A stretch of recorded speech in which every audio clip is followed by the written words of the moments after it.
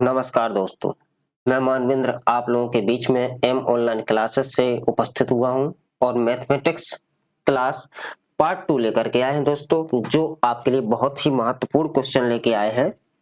और आपके बीच में सोशल मीडिया के प्लेटफॉर्म हमारा यूट्यूब, टेलीग्राम, फेसबुक पेज और व्हाट्सएप और इंस्टाग्राम की लिंक भी आपको कुछ दिनों में उपलब्ध होने लगेंगी, वो क्योंकि अकाउंट बन चुका है। तो आप लोग हमारी इस पीडीएफ के द्वारा टेलीग्राम में जो कि उपलब्ध होगी बिल्कुल निःशुल्क, इसमें इन प्लेटफॉर्म पर क्लिक करके आप हमारे प्लेटफॉर्म को ज्वाइन कर सकते हैं या फिर एम ऑनलाइन क्लासेस सर्च करने पर भी मिल जाएगा। चलिए पहले क्वेश्चन की ओर दोस्तों बढ़ते हैं, और यदि वीडियो पसंद आए तो हमारे चैनल को सब्सक्राइब, लाइक और शेयर जरूर करें, और सब्सक्राइब करने के साथ साथ बगल में बेल आइकन को भी प्रेस करें। चलिए दोस्तों, पहला क्वेश्चन क्या कह रहा है। पहला क्वेश्चन कहता है, if the cost price of 28 articles is equal to the sell price of 21 articles, then the percentage of profit is। यदि 28 वस्तुओं का क्रय मूल्य 21 वस्तुओं के विक्रय मूल्य के बराबर है तो लाभ प्रतिशत ज्ञात कीजिए। बहुत ही अच्छा क्वेश्चन है दोस्तों, और सिंपल भी है, शायद बहुत से लोगों से बन भी जाता होगा। तो दोस्तों इसमें कहा गया है कि 28 वस्तुओं का क्रय मूल्य यानी कि 28 का क्रय मूल्य यानी कि दोस्तों क्रय मूल्य आप लोग इंग्लिश में कॉस्ट प्राइस भी समझ सकते हैं, और 21 वस्तुओं का विक्रय मूल्य यह है आपका सेलिंग प्राइस। तो मैं अब इंग्लिश में लिखूंगा दोस्तों, 28 CP इक्वल्स टू 21 SP। ठीक है, तो यहां पर दोस्तों CP अपॉन SP कर सकते हैं, बिल्कुल कर सकते हैं, और 21 अपॉन 28 भी कर सकते हैं। अब दोस्तों CP हमारा 21 यूनिट दिख रहा है और SP 28 यूनिट।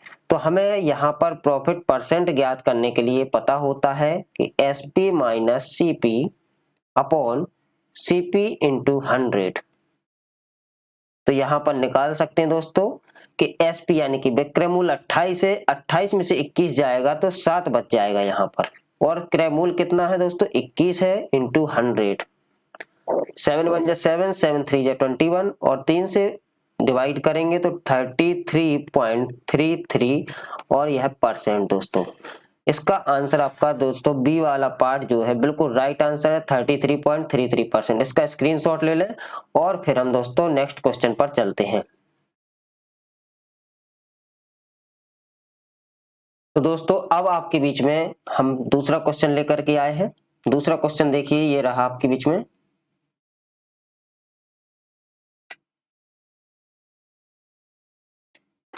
दूसरा क्वेश्चन रुकिए दोस्तों, अभी स्क्रीन क्लियर नहीं हुई है, इसलिए हमारा यह माउस आगे नहीं बढ़ पा रहा है, कोई बात नहीं। चलिए अब दूसरे क्वेश्चन पर बढ़ते हैं दोस्तों। ये रहा दूसरा क्वेश्चन। ए से बी का अनुपात 4:5 है, बी से सी का अनुपात 2:3 है। यदि ए 800 के बराबर है तो सी का बराबर क्या होगा। यह बहुत इंपॉर्टेंट दोस्तों रेशियो एंड प्रोपोर्शन से क्वेश्चन आ गया है आपके बीच में। देखिए क्या कह रहा है, ए और बी का अनुपात यानी कि ए रेशियो बी कितना है और बी रेशियो सी, ये आपके बीच में बता रहा है। ए रेशियो बी जो है 4:5 और बी रेशियो सी कितना है 2:3। तो दोस्तों यहाँ पर जो जगह खाली है यहाँ पर ये बगल वाली संख्या लिख सकते हैं, और यहाँ पर जो जगह खाली है तो इसके बगल में ये वाली संख्या लिख सकते हैं। अब आप इंटू करेंगे सीधा सीधा, 4 दूनी 8, 5 दूनी 10 और 5 ती 15। यहाँ पर डिवाइड कोई नहीं हो रहा है, हमें दिख रहा है कि ए की वैल्यू 8 है और वह कह रहा है कि ए की वैल्यू 800 है। तो 800 अपॉन 8 यानी कि एक कितनी वैल्यू निकल आई एक यूनिट की, यह दोस्तों एक यूनिट की वैल्यू निकल के आ गई है, एक यूनिट बराबर 100 आ गया है। अब वह पूछ रहा है सी की वैल्यू, सी यानी कि 15। तो हमें सीधा सीधा पता चल रहा है कि 15 इंटू 100 इक्वल टू 1500। यह हमारा आंसर आ जाएगा 1500। 1500 दोस्तों सी वाला बिल्कुल राइट आंसर है, सी वाला। आप लोग इसका स्क्रीनशॉट ले लें और फिर इसके आगे दोस्तों अगले क्वेश्चन पर चलते हैं। स्पीड में क्लास चल रही है, जल्दी से स्क्रीनशॉट लें।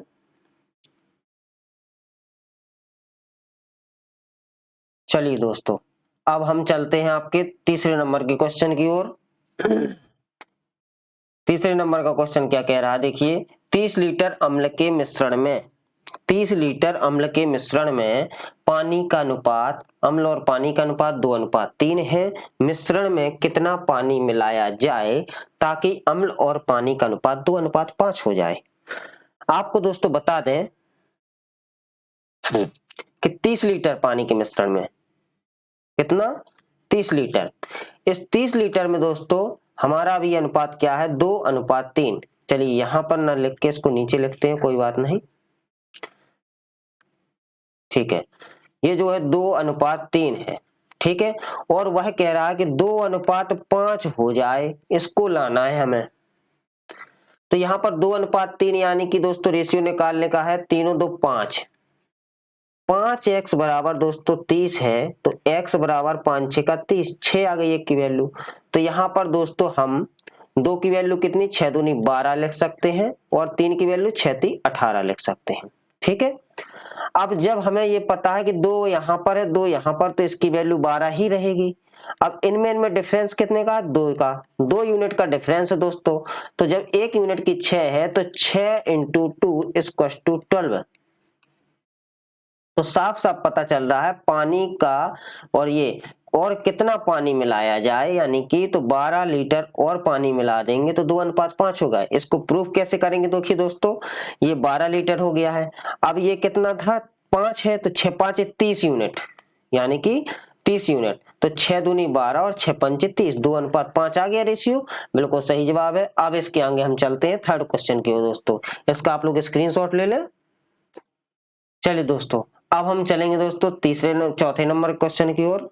क्या कह रहा है हमारा क्वेश्चन, देखिए हम चौथे क्वेश्चन की ओर चलेंगे। ये हमारा अगला क्वेश्चन क्या हो जाएगा, कोई बात नहीं,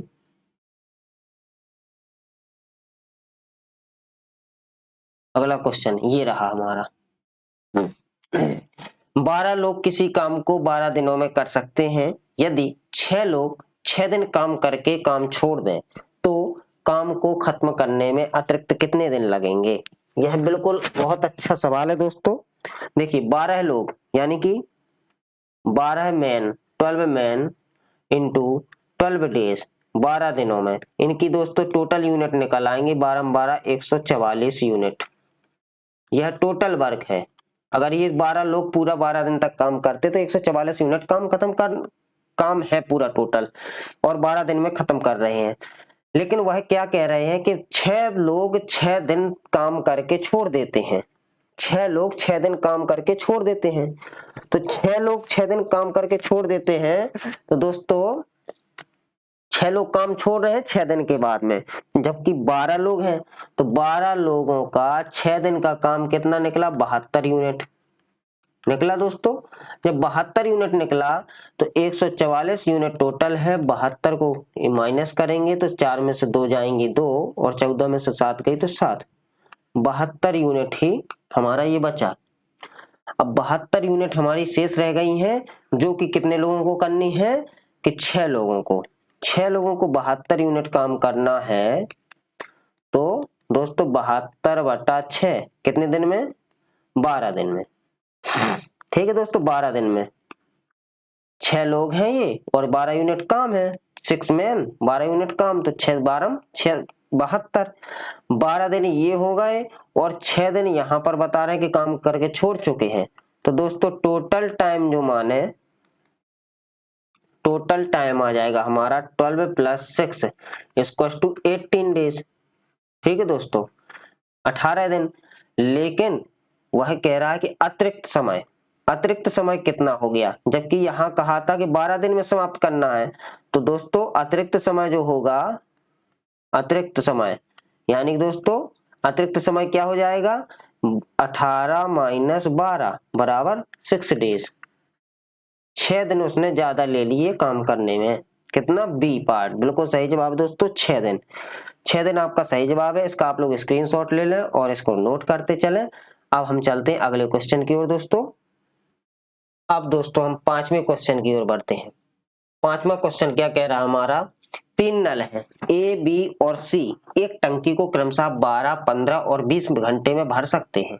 यदि नल ए पूरे समय खुला रहे तथा बी और सी बारी बारी काम करके एक एक घंटे के लिए खोले जाते हैं तो टंकी कितने समय में भर जाएगी। देखिए दोस्तों, यहाँ पर सीधा सीधा है, आपका कैल्शियम लेना पड़ता है। ए, बी और सी, ए कितने दिन में, ए कितने घंटे में, 12 घंटे में, बी कितने घंटे में, 15 घंटे में, सी कितने घंटे में, 20 घंटे में।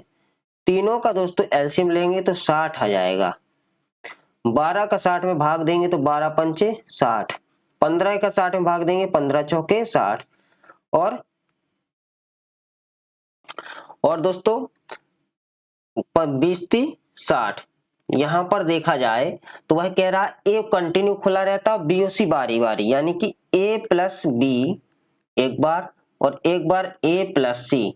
जब ए प्लस बी होगा तो 5 + 4 = 9 और जब ए प्लस सी होगा तो 5 + 3 = 8।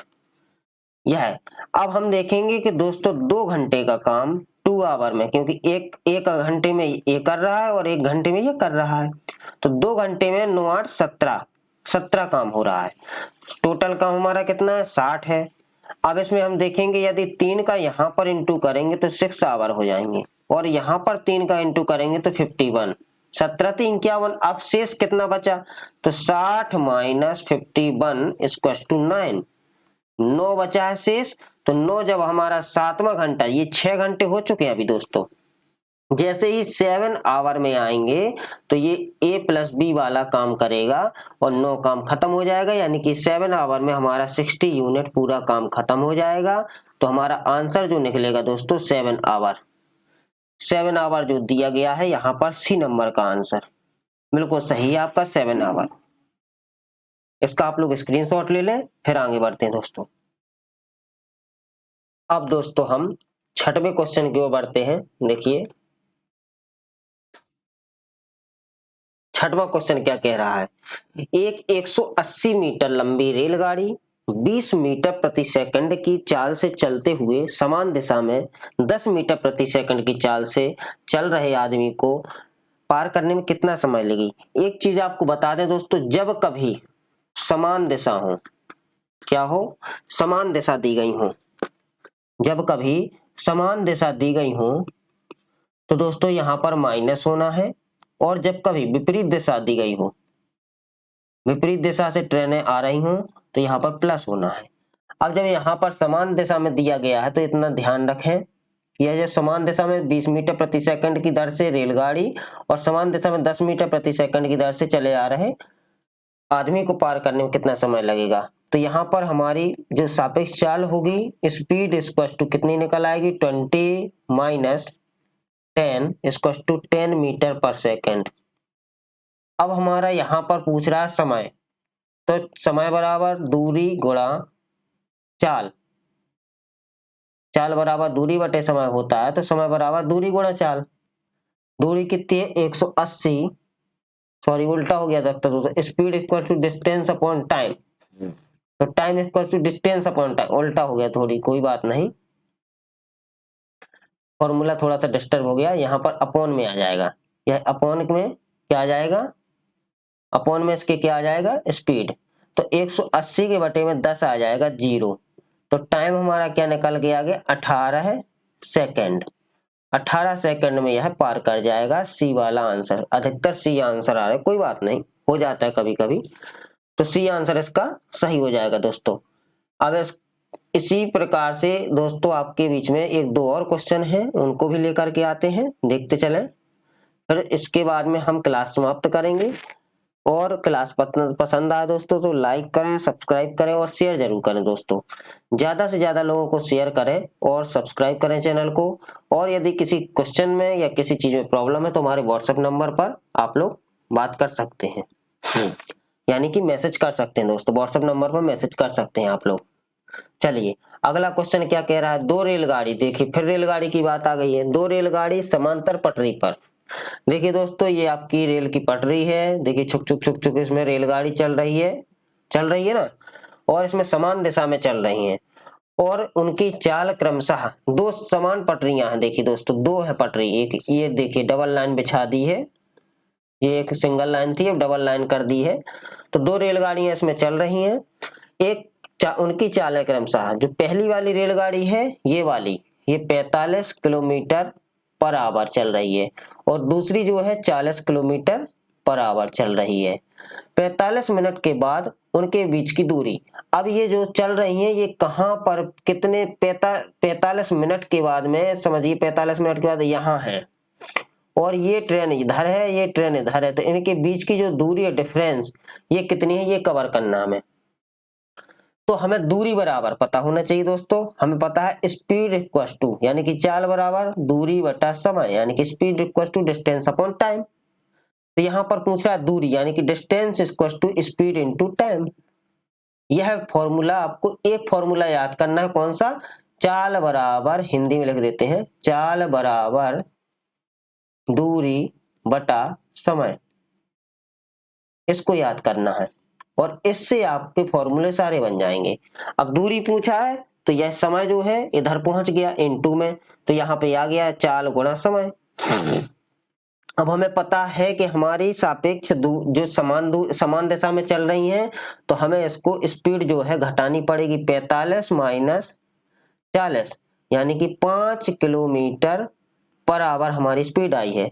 तो इसको जब हम मीटर पर सेकंड में चेंज करते हैं दोस्तों, तो 5/18 का इंटू करते हैं, और यदि किलोमीटर प्रति घंटा में चेंज करना हो तो 18/5 का इंटू करेंगे। इतना याद रखना है। अब यह है, हम आपको पूरा इसके सॉल्यूशन के बाद बताते हैं क्यों करना पड़ता है, ठीक है।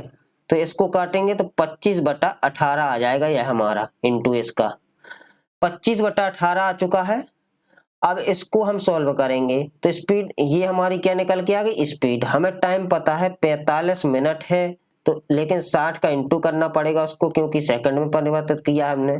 और 25/18, 6 × 18, 6 धाम 60, 3 एकम 3, 3 15 45, 15 धाम 150 और गुणा 25 का इंटू करना है।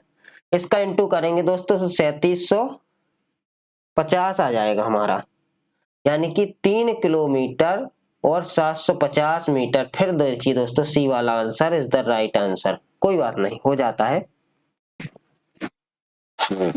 ये आपका सही है। अब इसको आप लोग स्क्रीनशॉट ले लें, जब तक मैं आपको इसके बाद फिर उसका बताता हूं कि 5/18 और 18/5 क्यों करते हैं। देखिए दोस्तों, तो हमने कहा था आपको बता देंगे किलोमीटर प्रति घंटा और मीटर प्रति सेकंड क्यों बदलते हैं। किलोमीटर पर आवर, आपको पता हो, ये देखिए आपको पता हो किलोमीटर, किलोमीटर में कितने मीटर होते हैं दोस्तों? तो ये होते हैं आपके 1000 मीटर। और घंटे में कितने सेकंड होते हैं? तो 1 घंटे में 60 मिनट, 60 मिनट में 60 सेकंड, यानी कि 60 × 60, यानी कि दोस्तों 1000/3600 सेकंड। 0 0 0 0, 2 5 10 और 2 18 36, यहाँ पे क्या आ गया 5/18 किलोमीटर पर आवर निकालने के लिए। और यदि आवर पर किलोमीटर होगा तो इसका विपरीत हो जाएगा 18/5। ये आपको यहाँ से याद कर लेना है कि किलोमीटर पर आवर से ये मीटर पर सेकंड में चेंज हो गया है, और मीटर पर सेकंड से किलोमीटर प्रति घंटा में चेंज करने के लिए ये हो गया है, ये किलोमीटर प्रति घंटा, ये मीटर पर सेकंड। छोटा, यानी कि जो ऊपर छोटा दिया गया है 5, तो मीटर छोटा होता है, किलोमीटर बड़ा तो 18 ऊपर। इतना याद रखना है। अब इसके आगे आपको अगला क्वेश्चन, जो कि लास्ट हमारा शायद क्वेश्चन है, उसको बताते हैं, फिर हम आपसे बाय बाय टाटा करेंगे और फिर नेक्स्ट डे आपको नेक्स्ट क्लास में मिलेंगे और अच्छे क्वेश्चंस के साथ में, जो कि आपके इस प्रकार के क्वेश्चन है, यूपीएसआई हो, चाहे यूपी पैट हो, चाहे यूपी लेखपाल हो, चाहे कुछ भी हो दोस्तों, सारे में आपको इसी प्रकार के क्वेश्चन मिलेंगे। चलिए, ये हमारा लास्ट क्वेश्चन है। देखिए, एक व्यक्ति अपनी आय वस्तु का 20% लाभ पर बेचना चाहता है, लेकिन वह उसे 480 में रुपए में 20% हानि पर बेचता है, तो वह आरंभ में इसे कितने मूल्य पर बेचना चाहता था? आपको यहां से ज्ञात करना होगा। देखिए, पहले हमें सीपी निकालनी होगी कि उसने हानि पर बेचा है, तो हानि पर बेचा है कितने पर? 480 इंटू 100/80 यानी कि इस पे हमें हानि हुई है, क्योंकि यहाँ पर आपको पता हो कि देखिए जैसे कि मैं आपको बताऊं कि हानि किस पे देखी जाएगी। एक मिनट फिर से शुरू से इसको बताते हैं आपको समझ में आने के लिए। देखिए हानि किस पे देखी जाती है, क्रय मूल्य। क्रय मूल्य क्या है हमारा, क्रय मूल्य क्या है, सीपी। सीपी पर उसने 80% पर बेचा, 20% की हानि पर कितने रुपए में, 480 रुपए में। तो सीपी बराबर 480 इंटू 100/80। तो 0 से 0 कैंसल, 8×48 यानी कि सीपी कितना था उसका, 600 रुपया था, जबकि 600 रुपये उसका क्रय मूल्य था यार, 600 रुपए, और उसने बेचा है 480 में, और वह बेचना चाह रहा था 20% के लाभ पर, यानी कि वो भी इस पर हमें लाभ होगा।